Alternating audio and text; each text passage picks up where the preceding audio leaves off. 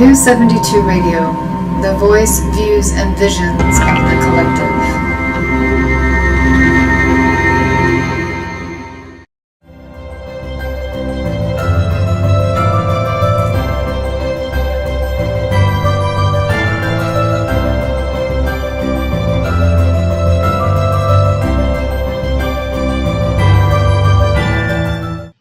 Well, good morning. I'm Len Young, and with me is Rebecca Shaw. And our third cohort, Dr. Stela-Pavic, is having some technical issues this morning. So we hope that she'll join us shortly. But until then, Rebecca and I will proceed.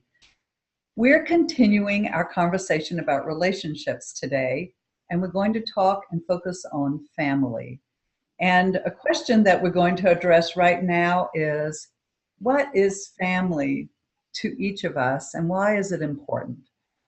And so I'd like to tell you about some research that I read recently by two clinical psychologists, Nicole Anderson and Angela Troyer. They published an article in Psychology Today, and they wrote, after some research they'd done, that socializing can provide a number of benefits to your physical and mental health. And we want to address how important that is to staying healthy, how you choose to include that in your life.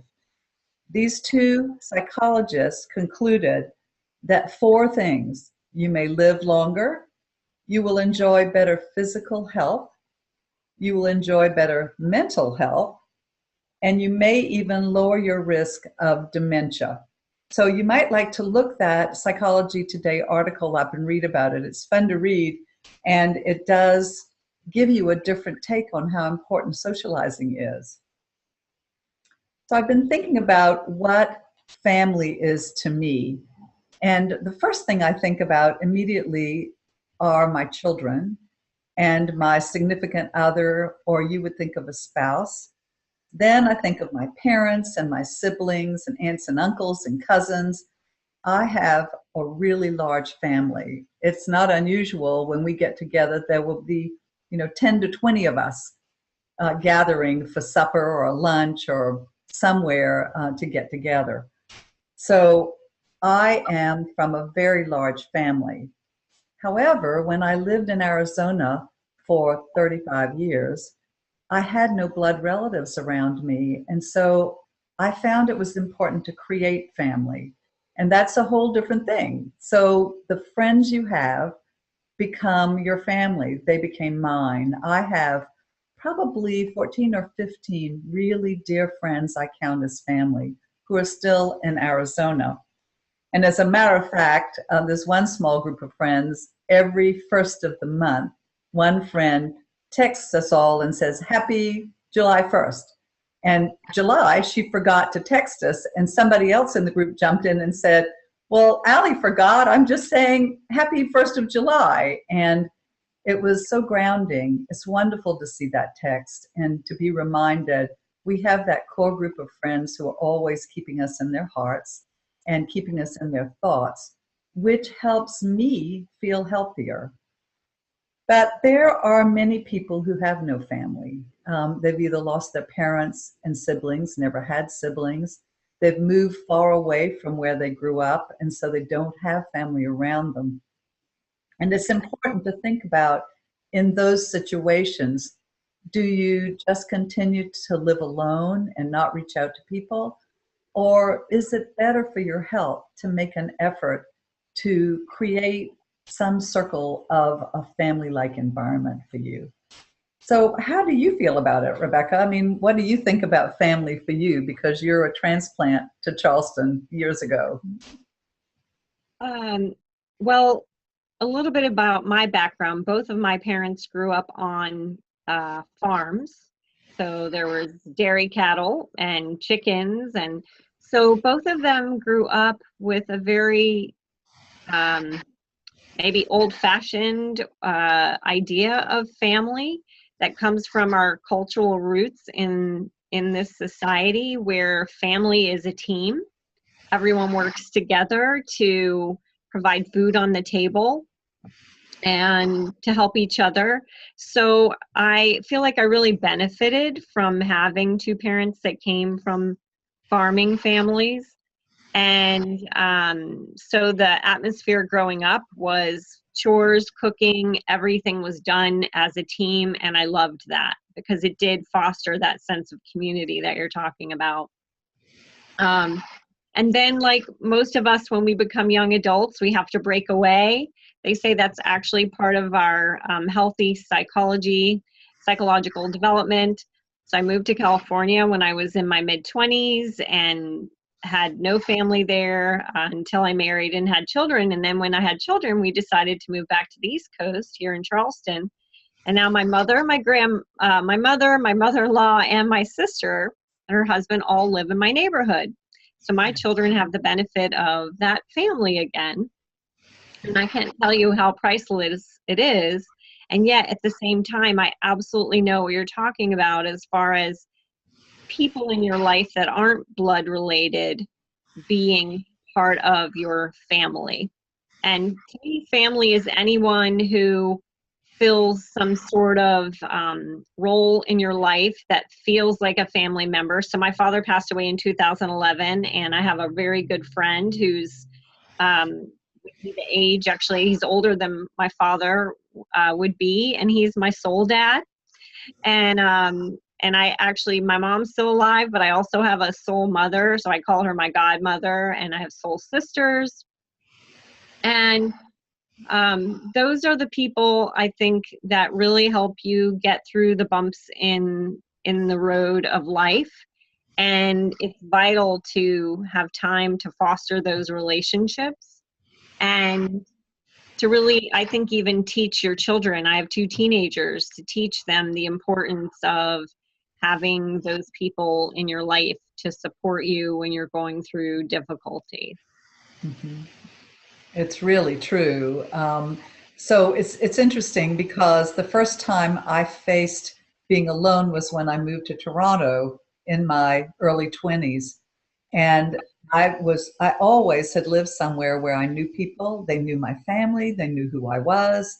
So my identity came under scrutiny. To me, no one really knew who I was. I would say, well, I'm Len Craver, and they wouldn't care. And it took about a year and a half for me to even find a group of people who had a similar background or similar desires in life or interests. And at that point, I realized how important it was to start creating friends I could count on, who would care that I was going to home alone at 11 o'clock at night and would check to see if I got there safely. I mean, things that are critical to feeling secure and like I'm grounded.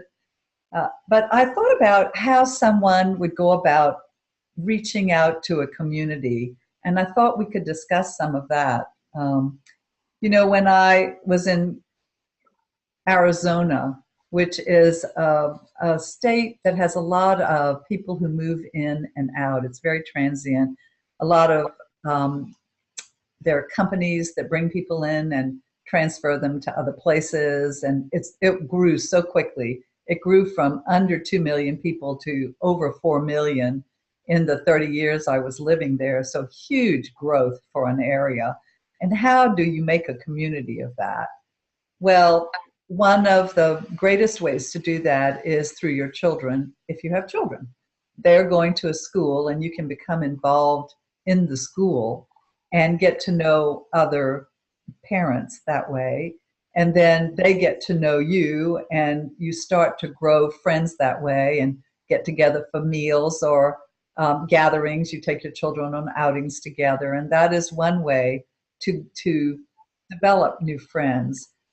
And another really solid way is through your church if you are involved in your religion, because churches are welcoming, and there are usually activities you can get involved in your church, and you can take your children there and they can meet people, and it's a very comfortable environment usually, and very kind and welcoming to make friends and to be involved in activities. Another way is to look at volunteer organizations and find out if there's something that really attracts you. For instance, a new friend of mine here in Charleston just told me they live in New York, that she has volunteered to help with the elderly shut-ins in New York. And, in thinking about it, as the population grows to be a lot older, we have a lot of elderly who are living in small apartments. And if their family's not around, who helps them? How do they get things done? And she's helping this one woman walk her dog and do other things. And I think there's a real kindness there. That doesn't introduce her to people her age, but there will be other people doing that same kind of volunteer work, and she can become friends with them if that's, her desire. Have you had an experience like that, or is there anything like that that you could add to what I suggest? Well, I love everything you've mentioned. I think they're all great suggestions. I've, beyond when you go to college, of course, that's typically a whole new environment that you have to create new friends. But like I said, I moved to California when I was 24. Then my husband and I picked up with the kids and moved to Charleston 10 years ago. I think one thing I loved when I moved to California was living in a community where people walk quite a bit, walk to the restaurants, walk to the shops. I think that's a really great way to meet more people, is if you can be, living in a community where there's that kind of access to just your daily activities. Then moving here, yes, my daughter entered kindergarten and immediately had friends through school. For people who don't have the school, I think it is more difficult. And many of you may have heard of the website. It's called meetup.com. And you can go to meetup.com, put in your city where you live, and then whatever your interests are. I mean, they have everything from photography to health to work related. And then you can find other people in your community who have similar interests and meet up at a coffee shop or a church or, a number of different places. And then I would say the third thing I would suggest is find something that you're interested in developing, and maybe taking an art class or an acting class or a photography class. And I think that's a really great way, in addition to volunteering. I love the concept of volunteering, but if there's anything at all that you're interested in developing as a hobby or an interest, that's a great way to meet like-minded people who are also interested in the same thing. That's a great idea. I'd forgotten about that. And actually, I remember I took Chinese brush painting at a high school in Toronto. I didn't know anybody, and I made some new friends. I totally forgot about that. That's a great suggestion. And you may see that Stella is trying to work out the technical difficulties. She's popped in and out, and Kelly, our wonderful producer, is trying to work out something. Hi, Stella, can you hear us? Well, it doesn't sound like she can, so we're just going to continue on, Stella. We miss you because she always has such great things to say. Can you hear us, Stella? No. Okay, she can see herself, but probably can't speak.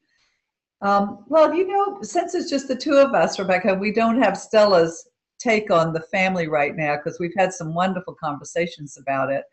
Why don't we change it slightly and talk about how we work with siblings and how we work with our family as we go through life, as we're dealing with different situations, and how we support them or don't support them, or how we call on them, how we communicate, anything like that. Does anything come to mind that you can speak to?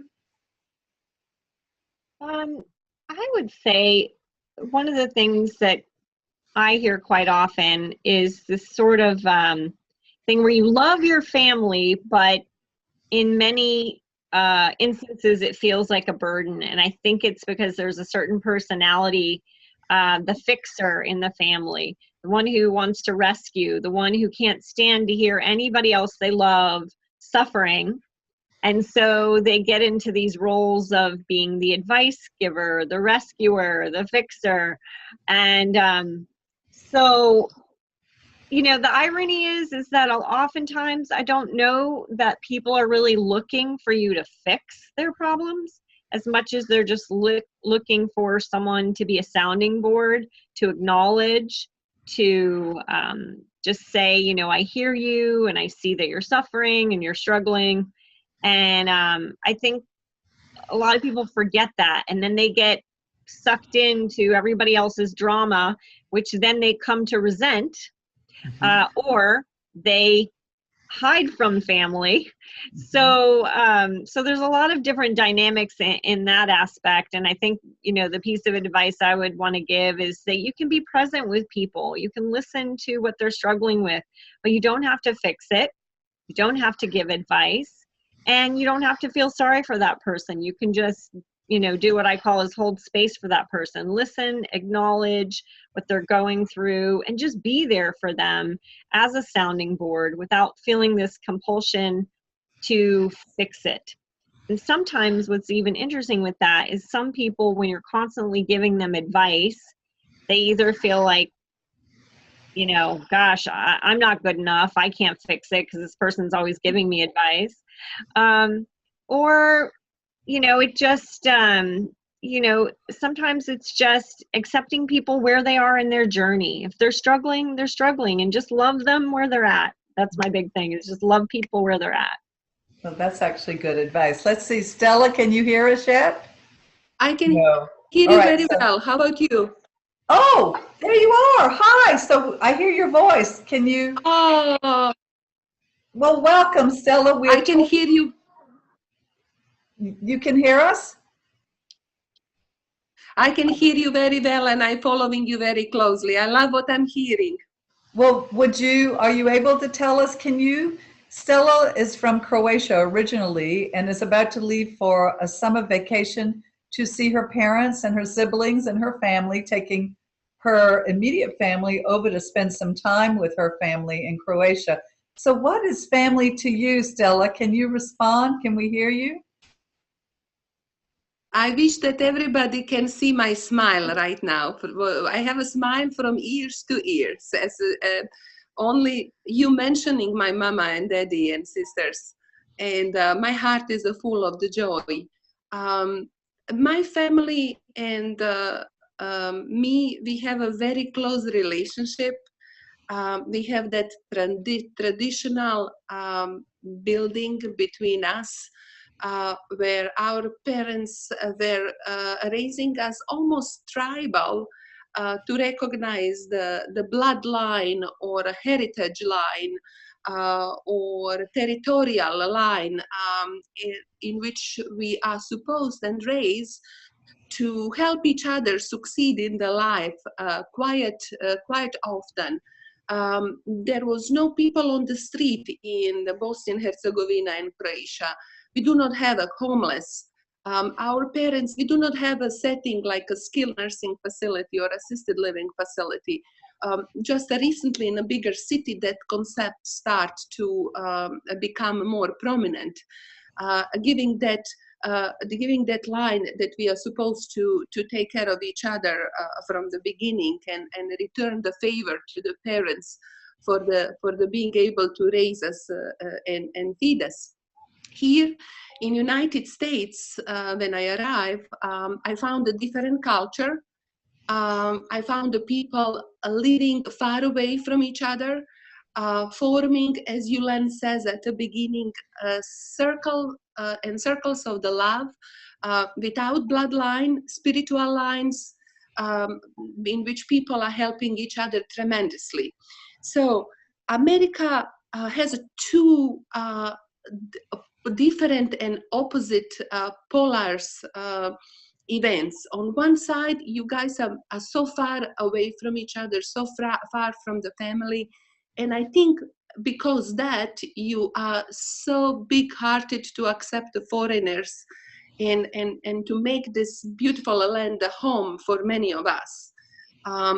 Acceptability and big hearts of American is amazing. Look at just you, Leonard. You just look at Europe.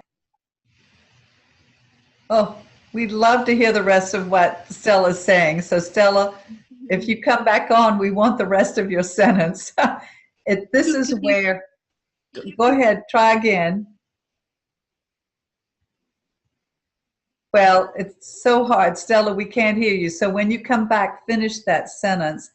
And her perspective is really valuable for us to have, Rebecca, from an American standpoint. And her comments are very true. It's something I've been watching with my mother who has been ill and has had a couple of strokes.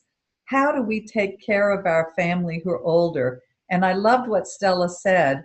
In Europe, and she's talking about in the former Yugoslavia and now Croatia and Bosnia-Herzegovina, in these countries, it's accepted that it's a circle of taking care of each other, that you will look after your parents because they brought you up and they gave you all the opportunities you've had. And so you take care of them. This is the circle of life. And in the United States, we've got great opportunities to travel the US, like you going to California after college and my going to Arizona, and we were far away. And we've come back much closer to our families now. And I see how closely knit my family is here, how they include each other in events. They're constantly talking to each other. And that daily communication has a form of, I think it's a form of medicine, of spiritual medicine that Yes, keeps our bodies exactly. healthy. Are you back, Stella? No. Yeah, yes, I'm back. I Okay. actually wanted to tell how beautiful you Americans are, how you are not judging the people, most of you, by accent, by the place of origin, but by the character, and how welcoming you are, how want it or not, you start to feel in America as your family, as your home, because that beautiful land of the opportunity and that the huge amount of the great spirits who are loving and accepting people around. I felt nothing else by home here. To miss my mom, I cannot wait to hug her. But I think you, as American, you start to understand and value yourself in the full, because you do follow that Bible to accept the foreigners and strangers as your own. This is why this land is so great, and I hope will continue to be. It's a special, really very special opportunities and those extended families that I have in many of you. Oh, You're just example in the world. Yes, you are. that's great to hear, Stella. Do you know, from a medical standpoint, can you, as long as you're able to speak technically, can you give us an idea of what you see in your practice and how, because you work with a lot of elderly people? I do. I do see all spectrum of the things. I see the heartbroken, elderly, where children are not able or not willing to take care of their loved one at the time of the sickness.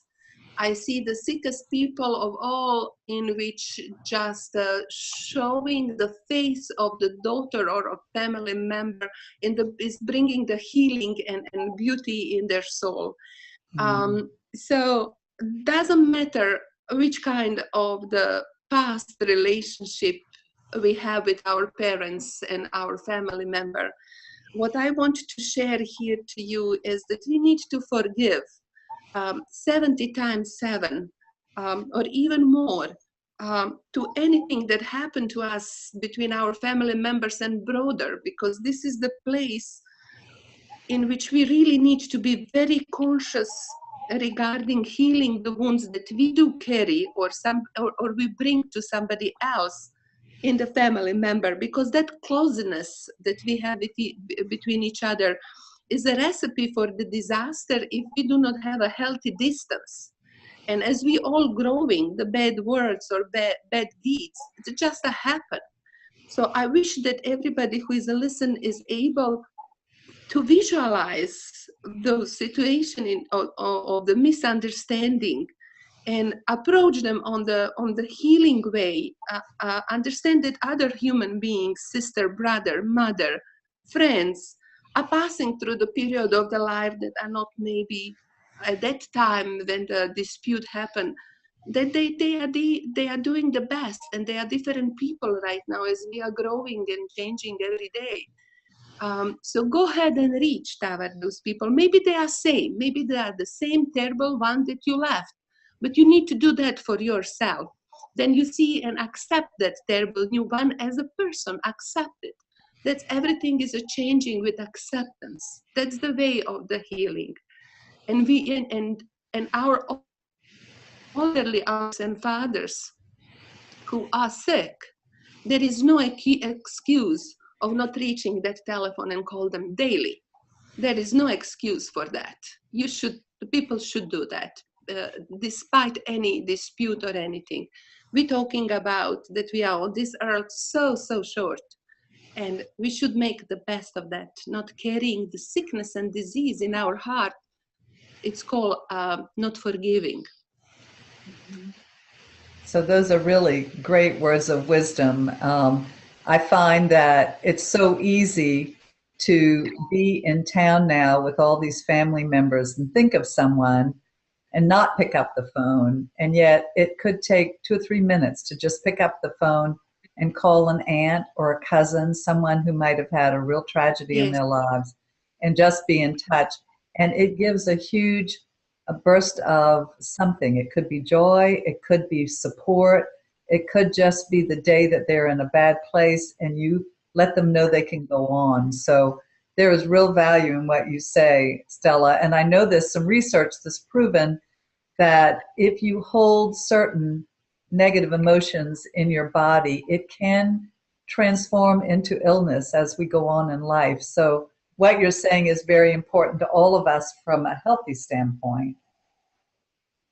Rebecca, is that what you've had? I mean, I know you've had that experience too.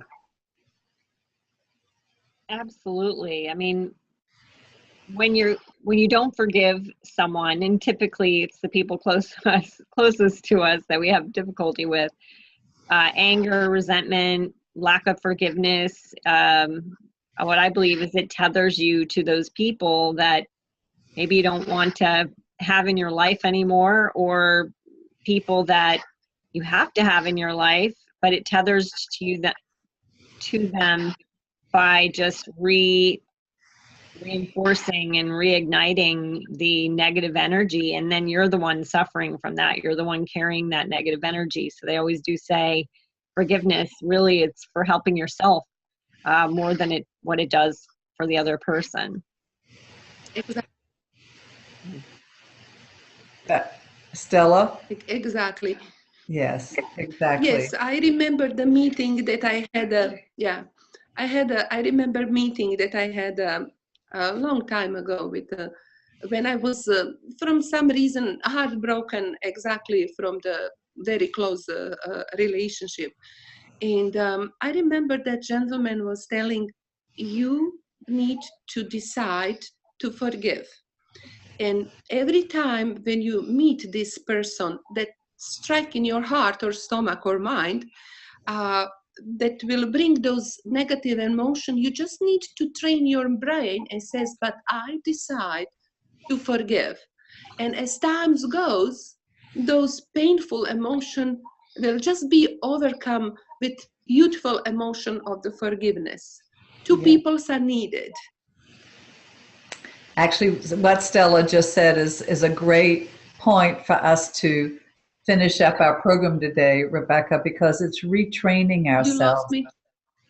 Oh, you're there. We have a choice to make these changes, and the way we do it is to put into our hearts and our minds when we come in contact with someone who brings up an energy that doesn't feel comfortable or brings a sadness, that we have already something in place that we've decided we're going to use.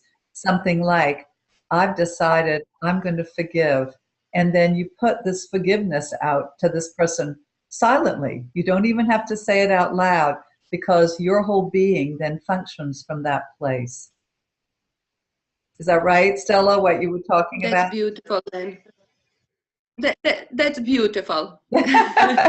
Yes, that's something that that's something that I have talk about, but you did put in such a great perspective. So I will use it. Oh, good. Well, me too. And so Rebecca and Stella, thank you very much for today. We'll be here again a month from now, the second Wednesday of each month at 9 o'clock Eastern Daylight Time for a while. And we don't know what our subject is next time, but you're able to go onto our website, healthyviewhealthyu.com, and hear our other recordings from prior programs. And we hope you'll join us again. And thank you very much for joining us today. Have a great day and happy summer.